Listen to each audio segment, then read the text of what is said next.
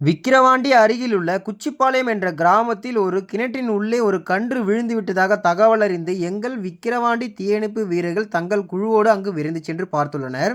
அங்கு சென்று பார்த்தபோது இரவு வேளை என்பதால் இரவில் வெளிச்சம் போதுமாக இல்லாத காரணத்தால் எங்கள் வீரர் தனது தலையிலும் கால்களிலும் தகுந்த உபகரணங்களை போட்டுக்கொண்டு கிணற்றின் உள்ளே இறங்கினார்.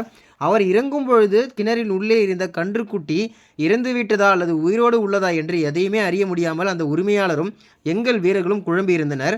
பிறகு எங்கள் வீரர் அந்த கிணற்றின் உள்ளே கஷ்டப்பட்டு உள்ளே இறங்கி பார்த்தபோது அந்த கன்று உயிருடன் இருந்ததைக் கண்டு மகிழ்ச்சியடைந்துள்ளார். அந்த மகிழ்ச்சியுடனே அவர் பார்த்தீங்கன்னா ஆர்வத்துடன் அந்த கன்றை கயிறு மூலம் கட்டி மேலே உள்ளவர்களிடம் கூறினார். பிறகு அவர் ஒரு ஓரமாக போய் நின்றவுடன் அந்த கன்றுக்குட்டியை மேலே உள்ளவர்கள் அழகாக இழுத்தனர். அந்த கன்றுக்குட்டி சிறிது சிறிதாக மேலே வந்தது.